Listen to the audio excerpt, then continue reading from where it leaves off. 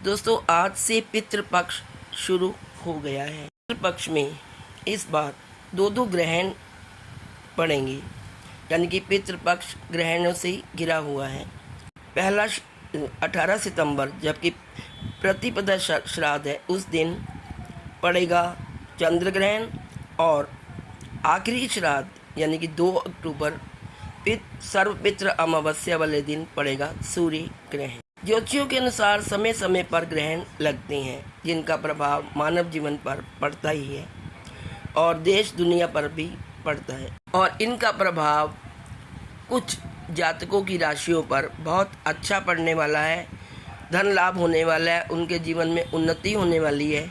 लेकिन कुछ ऐसी राशियां भी हैं जो अनलकी हैं, जिनके लिए ये ग्रहण बहुत ही अशुभ रहने वाला है। पितृपक्ष में जैसा कि आप जानते हैं कि 16 दिन का पितृपक्ष होता है, जिसमें कि व्यक्ति अपने पूर्वजों यानी मृत रिश्तेदारों को पिंडदान देता है, तर्पण देता है और उनका श्राद्ध करता है। उसमें ब्राह्मणों को भोजन खिलाया जाता है और दान दक्षिणा दी जाती है। इसके साथ साथ ही कौवे, कुत्ते और गाय को भी और चींटियों को भी भोजन खिलाया जाता है। पितृपक्ष में पितरों का श्राद्ध करना बहुत ही पुण्यकारी होता है। इससे पितृ प्रसन्न होते हैं और वे हमें आशीर्वाद देते हैं। ऐसी मान्यता है कि पितृपक्ष में पितृ स्वर्ग से उतरकर धरती पर आते हैं और अपने बच्चों से, अपने परिवार के सदस्यों से श्राद्ध का भोजन ग्रहण करते हैं और उनके सुख समृद्धि की कामना करते हैं, उनको आशीर्वाद देते हैं। तो दोस्तों इस साल जो पितृपक्ष है वो 17 सितंबर से शुरू होकर 2 अक्टूबर तक रहने वाला है। तो पितृपक्ष में आप ज़रूर अपने पूर्वजों को, अपने दादा को, नाना को, पिता, जो भी मृत व्यक्ति आपके घर में हैं, जो भी मृत पूर्वज है, उनको दान दक्षिणा दीजिए, उनका श्राद्ध कीजिए, उनका पिंडदान कीजिए, उनको तर्पण कीजिए और उनके नाम पर आप दान दक्षिणा दीजिए और ब्राह्मणों को भोजन खिलाइए। आप गरीब लोगों को भी भोजन खिला सकते हैं, गरीब बच्चों को भी अनाथ आश्रम में भी भोजन दे सकते हैं, उनके नाम का कुछ भी दान कर सकते हैं। और कई लोगों में जो पितृ दोष होता है वो ऐसे करने से, अपने पितरों को तर्पण करने से, पितरों का श्राद्ध करने से, पितरों का नाम दान देने से ऐसी मान्यता है कि पितृ दोष दूर हो जाता है। तो ये बहुत ही उचित समय होता है जब आप अपने जीवन में आई समस्याओं को, जो कि पितृ दोष के कारण होती हैं, उनसे छुटकारा पा सकते हो। तो हम बात कर रहे थे दोस्तों कुछ राशियों की, जिनके लिए जो ग्रहण है वो लकी भी हैं और कुछ राशियों के लिए ग्रहण अशुभ हैं।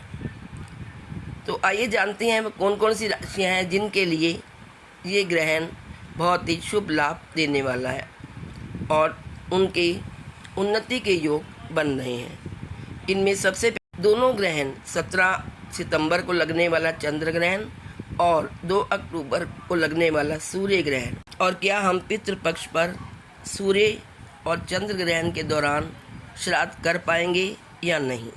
18 सितंबर को प्रतिपदा तिथि का श्राद्ध और 2 अक्टूबर को सर्वपितृ अमावस्या का श्राद्ध किया जाएगा। ज्योतिषियों का कहना है कि 18 सितंबर का चंद्र ग्रहण और 2 अक्टूबर का सूर्य ग्रहण दोनों ही भारत में दिखाई नहीं देंगे। ऐसे में आप बिना किसी चिंता के पितरों का श्राद्ध कर सकते हैं। इन ग्रहणों का श्राद्ध कर्म पर कोई असर नहीं पड़ेगा। फिर भी आपको अगर यदि कोई संशय है तो आप ग्रहण के समय में श्राद्ध मत करिए। ग्रहण के समय के या तो पहले श्राद्ध कर लीजिए या फिर उसके बाद में। इतना ही नहीं, पितृपक्ष के दौरान कई महत्वपूर्ण ग्रह गोचर भी हो रहे हैं।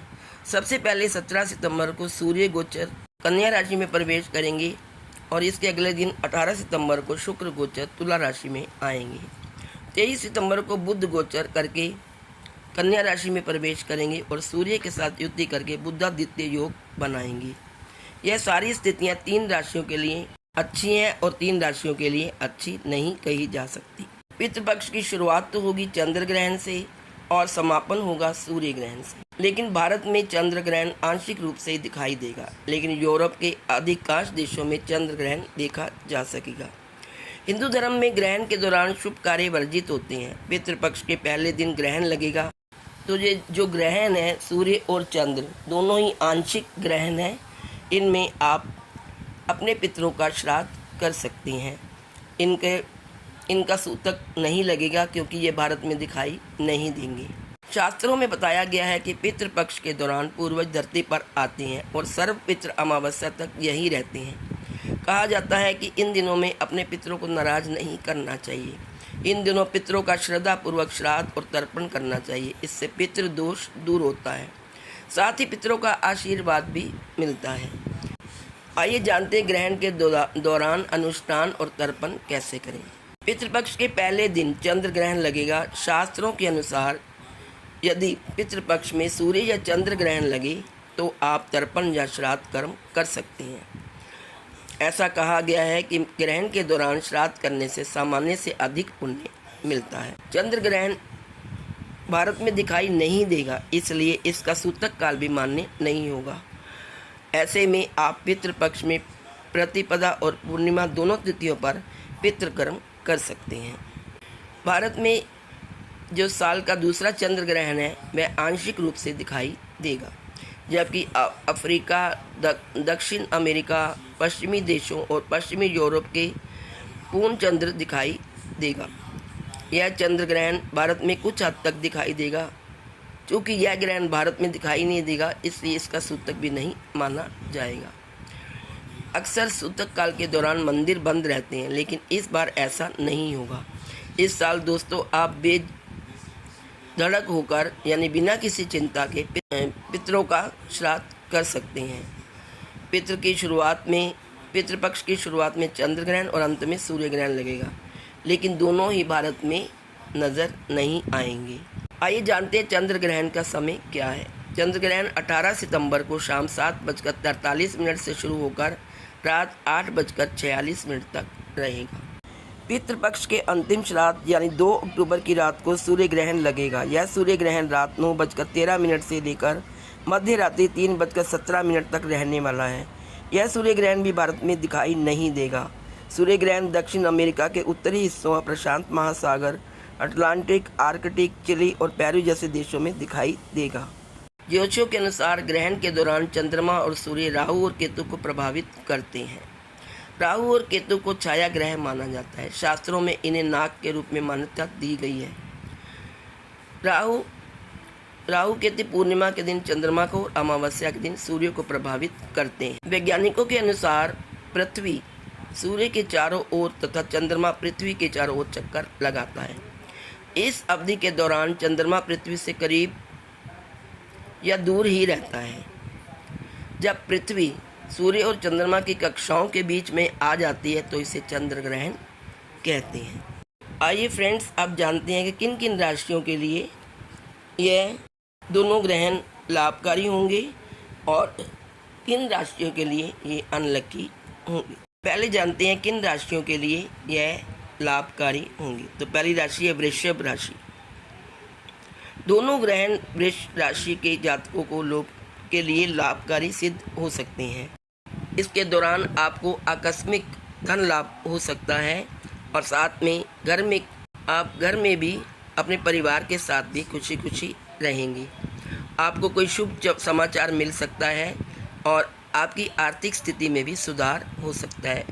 समाज में मान सम्मान और प्रतिष्ठा प्राप्त हो सकती है और इस दौरान जो व्यापार करते हैं उनका व्यापार में उन्नति हो सकती है और नौकरी पेशा लोगों की प्रमोशन हो सकती है। दूसरी जो राशि है दोस्तों वो है तुला राशि। तुला राशि वालों के लिए भी ये दोनों ग्रहण इनके लिए अनुकूल सिद्ध हो सकते हैं। उनके कारोबार में तरक्की मिल सकती है और उनकी नौकरी में प्रमोशन हो सकती है। नौकरी के बारे में शुभ सूचना मिल सकती है और इस महीने इनकी अचल संपत्ति और जमीन जायदाद से लाभ हो सकता है। आपकी विदेश यात्रा करने का भी योग बना हुआ है। आप ऐसे काम करेंगे जिससे लोग इम्प्रेस होंगे और कई ऐसी योजनाएं जो आपकी चल रही हैं और रुकी हुई हैं इस महीने पूरी हो जाएंगी। आप आर्थिक रूप से मजबूत हो जाएंगी और जो लोग शादीशुदा हैं, विवाहित हैं, उनका जीवन सुखमय हो जाएगा। तुला राशि के लोगों के लिए भी यह जो सूर्य और चंद्र ग्रहण है वो बहुत ही लाभदायक सिद्ध होंगे, उन्हें धन से मालामाल कर देंगे। जो तीसरी राशि है दोस्तों वो है धनु राशि। धनु राशि के लिए भी ये दोनों ग्रहण, चंद्र ग्रहण और सूर्य ग्रहण, उनके लिए बहुत ही लाभदायक, फायदेमंद सिद्ध होंगे, उनको शुभ फल देंगी। उनकी इनकम में बहुत ज़्यादा बढ़ोतरी हो जाएगी और आय के नए साधन प्राप्त होंगे। इन दिनों कैरियर में कई शुभ अवसर मिलेंगे और आपका भाग्य आपके साथ रहेगा। इसमें आप एक नया मकान भी खरीद सकते हैं या आप नया कोई व्हीकल भी खरीद सकते हैं और आपके कैरियर में आपकी मेहनत के कारण आपको प्रमोशन मिल सकती है और आपके पेरेंट्स का आपके साथ सहयोग रहेगा। और जिन लोगों की अभी तक विवाह नहीं हुए, शादी नहीं हुई, उन्हें शादी के प्रपोजल भी मिल सकते हैं। दोस्तों धनु राशि के लिए भी ये दोनों ग्रहण बहुत ही लाभदायक सिद्ध होंगे, फायदेमंद होंगे। अब हम जानते हैं कि किन राशियों के लिए ये दोनों ग्रहण शुभ नहीं रहेंगे, यानी उनकी किस्मत को उलट पलट देंगे, उनके जीवन में हलचल मचा देंगे। यह सूर्य चंद्र ग्रहण 3 राशियों के लिए अच्छे नहीं होंगे। इसमें सबसे पहली राशि जो है वो है कर्क राशि। कर्क राशि के जातकों को इन 15 दिनों में आर्थिक नुकसान हो सकता है, उन्हें कर्ज उठाना पड़ सकता है और जॉब में या व्यापार में उनको समस्या हो सकती है, उनको चोट भी लग सकती है और दुर्घटना होने के भी योग हैं। और घर में भी परिवार में भी लड़ाई झगड़ा, मनमुटाव रह सकता है। दूसरी जो राशि है दोस्तों वो है मकर राशि। मकर राशि के लोग किसी समस्या में फंस सकते हैं। मकर राशि के जातकों के लिए भी ये ग्रहण शुभ फलदायी नहीं है। आपकी पैतृक संपत्ति में वाद विवाद हो सकता है। आप कहीं भी उधार लेने से या कर्ज लेने से बचें। कहीं भी नई काम में पैसा मत लगाएं, हो सकता है पैसा फंस जाए। आपके घर में टेंशन हो सकती है और जहाँ पर आप काम करते हैं वहाँ आपकी मान हानि हो सकती है, आपके धन का नुकसान भी हो सकता है। तो आप समाज में सभी के साथ मान सम्मान से रहिए और किसी से उधार मत लीजिए और कोई नया काम शुरू करने से पहले 100 बार सोच लें। जो तीसरी राशि है दोस्तों वो है तुला राशि। तुला राशि के जातकों को नौकरी और व्यापार में अड़चन का सामना पड़ सकता है। ग्रहण के जो प्रभाव हैं वो मिले जुले रहेंगे। इनके जीवन में परेशानियां भी आ सकती हैं और संतान पक्ष से भी परेशानी झेलनी पड़ सकती है। इस प्रकार तुला राशि के लोगों के लिए ये ग्रहण मिले जुले फल देगा, यानी कुछ लाभ भी होगा और कुछ हानि भी होगी। आज इस वीडियो में इतना ही। यदि आपको वीडियो पसंद आए तो please like, share and subscribe. Thank you so much.